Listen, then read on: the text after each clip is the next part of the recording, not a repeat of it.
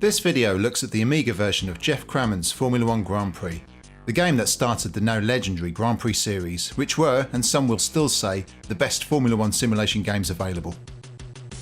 Formula 1 Grand Prix was the 7th game out of 12 titles Geoff Crammond developed that were published over a period of 21 years. His first 3 games, released from 1981 to 1984, were exclusively on the BBC Micro: Super Invaders, Aviator and Revs. Revs was the first indication that racing games with realistic mechanics were possible on home computers, a theme that would continue with the majority of his games from this point on. Next, from 1986 to 1989, came Revs Plus, only released on the C64, then Sentinel, and Stunt Car Racer followed, which also saw Geoff's games progress away solely from the BBC Micro, and onto more widely adopted home computers such as the ZX Spectrum, C64, Amstrad, Amiga, Atari ST and the PC. Stunt Car Racer in particular was a title that took driving game physics to the next level. The game brought a real feeling of weight, traction and energy as the car pushed hard around the elevated tracks. It is still a game loved by many to this day. A great feature of the game was the ability to connect your own Amiga or Atari ST together with a friend to be able to play multiplayer, offering a unique experience competing with friends head to head, each with your own screen. This brings us on to Formula 1 Grand Prix, or F1GP, the first game in the legendary series. The game received incredibly positive reviews and was declared as hugely superior to any other driving simulator released previously. Whilst the game was probably the first real experience of a sim racer that many people experienced, it would be a little unfair to declare F1GP as the first real racing simulation. The most notable effort previous to F1GP was Indianapolis 500, released a couple of years earlier. This game too had sim-like game mechanics and offered players the chance to race full distances, make pit stops and tweak car setups. However, it was based purely on a single race at the Indy 500 track, so in terms of variance, it was certainly lacking, especially compared to the new F1GP game. Whilst F1GP did not officially hold the rights to use real driver and team names, it was based on the 1991 season, utilising all the real-life car and helmet designs. Also, most importantly, it had all 16 championship tracks, beginning in the USA, through to Monaco, to Silverstone, and through to the season finale in Australia, all mapped out accurately in their true-to-life form. Before we look at the game itself in more detail, it is worth mentioning the original big box packaging and manual. Although typical of the time, it was very nice indeed. Housed in a solid matte black box with a gloss finish sleeve, the artwork looks superb as a result. The game manual was vastly comprehensive at 165 pages. It covered everything from car control, car setup, a quick reference guide on how to set your car up depending on its behaviour, track guides for all 16 tracks, and insights into Formula 1 and the teams and drivers as a whole. It's the kind of thing that gamers from that generation miss these days, but being able to get excited about the game reading the manual before you got home to play it was always part of the experience. So, once you hit the menus after the intro, you can dive straight into a quick race or go to the main menu. The main menu allows you to select your team and driver, load save games, game and race options, and select which type of race or session you wish to run. The team and driver names are fairly inconspicuous, with a couple being more obvious as to what they're really meant to be. For example, the McPherson team can really only be McLaren. You'll also notice on the driver's screen that the real-life driver helmet designs are present.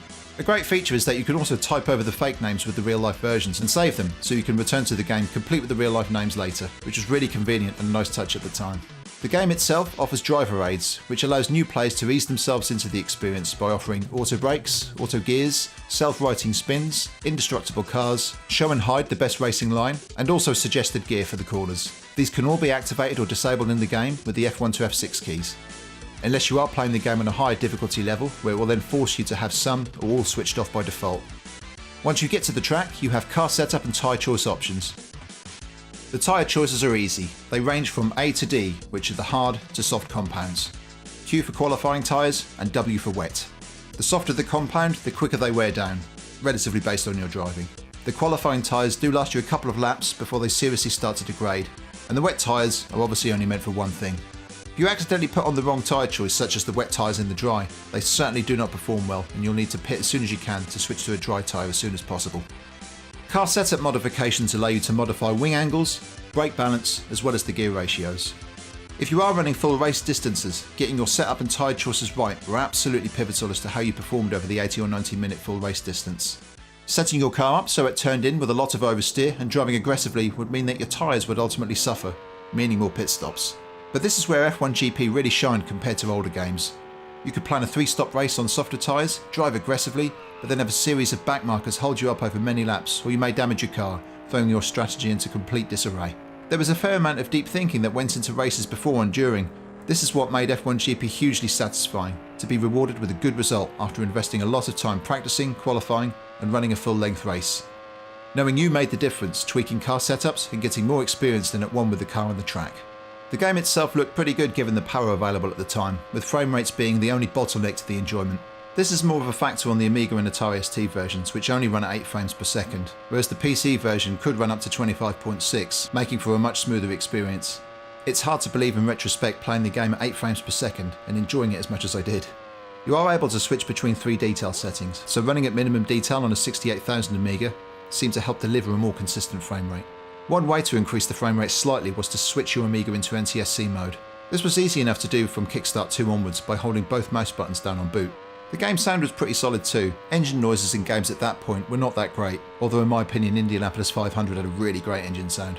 The F1GP engine sound, although initially sounding unnatural, once you got used to it, it really did add to the feel and excitement with its gravelly but high-pitched engine tone. The track cams utilise sample engine sounds for when the car sped past the camera. This is great when multiple cars are passing at once, giving a real sort of sense of being trackside. The game had 4 main camera views: on board, behind, in front and trackside, something again which was not that common in games at the time other than in flight simulators. This is another point that made the game appealing for racing enthusiasts. The ability to watch whole races from trackside cameras without even having to play the game. Fast forward 20 years or so, watching game streams online for games such as iRacing and R-Factor is huge, so you could say it's another pioneering feature from Geoff Crammond. Undertaking a full championship season is where the game really shines though. The ability to run an extensive race weekend across all 16 of the tracks in the 91 season is an absolute thrill. I would recommend anybody give it a try. Playing the game on an old joystick however, holding forwards to accelerate and the fire button to change gear, bearing in mind you had to have the joystick centred or held back to downshift, you had to have a huge amount of stamina to sit there for an hour and a half doing this. It also took a huge amount of discipline not to keep restarting races and making save points if you had a bad result. If you played the game properly, it certainly rewarded you in the satisfaction stakes when you eventually did overcome and win. The problem with games based on real life sporting seasons, they quickly become outdated. As the 1992 season got underway the year after its release, new driver lineups, new teams, car and helmet design changes are all to be expected for when a new season arrives. So, for real enthusiasts, this meant either a long wait for F1GP 2 or to get the ability to modify the game to bring it up to date. Unfortunately, both Grand Prix 2 and the ability to edit the game were not available quite so soon, and of course Grand Prix 2 never even made it onto the Amiga. But in 1994, the Amiga version received an editor called F1GP Ed. This was developed by Oliver Roberts and allowed users to modify the game in lots of ways, including updating the car, driver helmet and pit crew colours, updating the cockpit templates, changing the sound samples, modifying computer AI levels, and eventually the ability to increase the frame rate up to 20 frames per second. This is something that required at least an 020 processor to see any real benefit. The older Amigas really couldn't handle the frame rate increase. This isn't really even scratching the surface of what F1GP Ed does though, so I definitely recommend taking a look at it. You'll find a link in the video description as to where to download it. F1GP Ed, along with many other programs and mods created by the community, gave the game an extended life far beyond what it would have achieved by itself. Both Geoff Crammond, along with the enthusiastic and talented community of modders, can both take a lot of credit for setting the standard of where sim games needed to be from that point on. F1GP, unfortunately, was the final game the Amiga would see from Geoff Crammond, with Grand Prix 2 just being too demanding for the aging Amiga hardware. Most of us know the story of the Amiga, and how any potential for it to evolve was destroyed in the latter years of Commodore's life, but as a series, the game went from strength to strength, technically speaking at least. Whilst the later games in the series improved the mechanics, visuals and gameplay, none of the sequels made quite the same impact as the original game. Thank you for watching, I hope you enjoyed the video. If you did, it would be fantastic if you could leave a thumbs up and subscribe to the How to Retro channel. Also, I'd love to receive any comments you have on F1GP or the video itself. It would be great to hear from you. Thanks again.